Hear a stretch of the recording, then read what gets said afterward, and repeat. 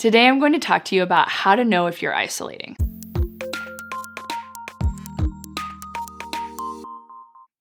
I'm Hannah Gambrel, and I'm an adolescent therapist at Cedar Counseling. So needing space is one thing, recharging, spending time alone, these things are necessary to stay healthy. However, it's important to be mindful when our needing space or being alone is starting to turn into isolating. So how do you actually know if you're isolating? First, if you're finding yourself spending less time with friends and more time specifically in your room or not around others, that could be a sign that you're isolating, especially if you're making excuses to be alone that usually you wouldn't make. Another way to figure out if you're isolating is to ask yourself why you're spending the alone time. So if it's from being really anxious or being sad or maybe trying to escape, asking yourself, why am I spending more time alone? If it's any of those reasons, then you might be isolating.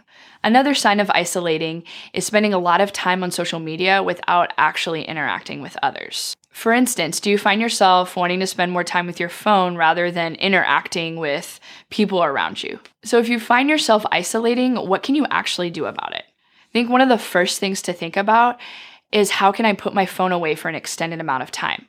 That might look like putting it away from 6 to 7 every night in order to be more present with where you're at or be with other people.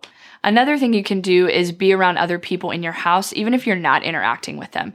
For instance, choosing to stay in the living room or an open area, not in your room until 8 o'clock at night.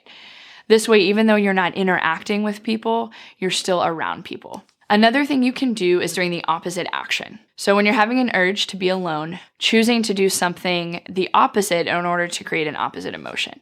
That might look like going outside, going to the gym, going to a coffee shop, anything that is around other people.